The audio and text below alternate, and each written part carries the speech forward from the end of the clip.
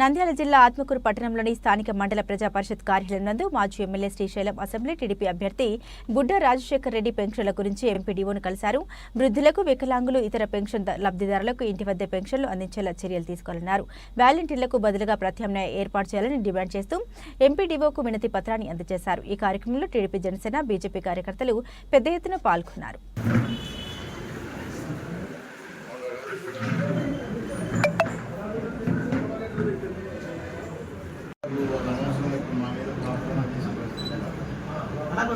కాబట్టి గతంలో ఎట్లా జరిగిందో ఇంటికి ఇవ్వాలని మరి అంటే వాళ్ళు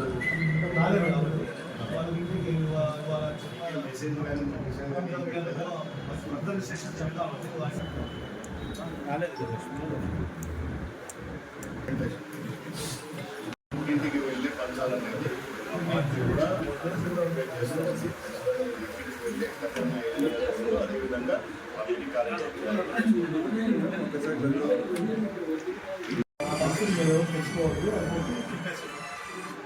అది ఎట్లా అంటే ఎవిడెన్స్ ఈజీగా దొరకవు కదా. చెప్తారు పనిచేస్తున్నారు. అంటే వాళ్ళకు వాలంటీర్ వ్యవస్థ సూచనలు సలహాలు ఒకప్పుడు పెట్టినారు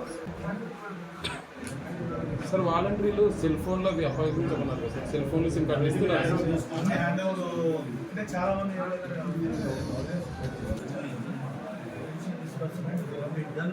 village or ward secretariat office only all village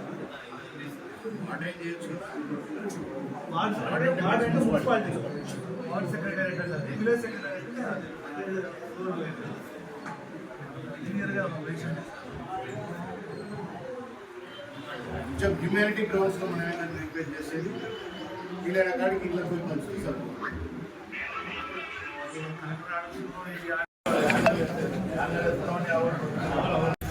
Andhra Pradesh రాష్ట్రంలో ఏ పెన్షన్ల అంటే వృద్ధాప్య పెన్షన్ కానివ్వండి, వికలాంగుల పెన్షన్ కానివ్వండి, అలాగే విడో పెన్షన్స్ కానివ్వండి, ఇంకా రకరకాల పెన్షన్స్ అన్నీ కూడా ఈ పంపిణీ కార్యక్రమంలో భాగంగా మరి 5 సంవత్సరాలు దాదాపు వైఎస్ఆర్ కాంగ్రెస్ పార్టీ అధికారంలోకి వచ్చిన తర్వాత ఒక వ్యవస్థను ఏర్పాటు చేసుకొని వాలంటరీ వ్యవస్థను ప్రభుత్వం నుంచి వాళ్ళకి జీతాలు ఇస్తూ వాళ్ళ కార్యకర్తలకే ఉద్యోగాలు ఇచ్చుకొని అనేక రకాలుగా మరి వైఎస్ఆర్ కాంగ్రెస్ పార్టీకి వాళ్ళు ప్రచారం చేసుకుంటూ ప్రజల్ని ఇబ్బంది పెడుతూ మరి ఇన్ని సంవత్సరాలు ఈ కార్యక్రమాలు చేయడం జరిగింది. మరి ఇప్పుడు ఈరోజు ఎలక్షన్లు వచ్చినాయి కాబట్టి chief election commission of India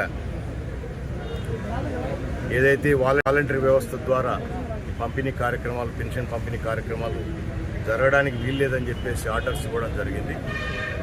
మరి దీన్ని మరి వైఎస్ఆర్ కాంగ్రెస్ పార్టీ వాళ్ళు విషయం చిమ్ముతూ తెలుగుదేశం పార్టీ మీద, జనసేన పార్టీ మీద, బీజేపీ పార్టీ మీద, అందరి మీద విషయం చిమ్ముతూ పెన్షన్ల పంపిణీ కార్యక్రమం వీళ్ళే అడ్డుకున్నారు, పెన్షన్ ఇవ్వకుండా అని చెప్పేసి మాట్లాడుతూ ఉన్నారు. నేను ఒకటే అడుగుతా ఉన్నా వీళ్ళను, ఈరోజు జగన్మోహన్ రెడ్డి వయసు ఎంత? పెన్షన్ పంపిణీ కార్యక్రమం అసలు పెన్షన్ ఇవ్వాలని మొట్టమొదట పెట్టిందే స్వర్గీయ నందమూరి తారక రామారావు గారు. ఆ రోజు తెలుగుదేశం పార్టీ అధికారంలోకి వచ్చిన తర్వాత 1983లో మళ్ళీ ఎన్టీ రామారావు గారే ఈ పెన్షన్ కార్యక్రమం పెట్టారు. నాకు తెలిసి ఆ రోజు జగన్మోహన్ రెడ్డి వయసు ఎంత ఉంటుందో. ఈరోజు ఆయనకు 45 ఏళ్ళు 46 ఏళ్ళు ఉన్నాయి. మరి 1983 సంవత్సరం కింద లెక్కేసుకుంటే ఆయన వయసు ఎంత? ఆయన నిక్కర్లు కట్టుకునే వయసులో ఈ రాష్ట్రంలో పెన్షన్ పంపిణీ కార్యక్రమం తెలుగుదేశం పార్టీ చేపట్టింది. దాని తర్వాత ఆ రోజులో 35 రూపాయలు ఇచ్చాం, తర్వాత 75 రూపాయలు చేసినారు.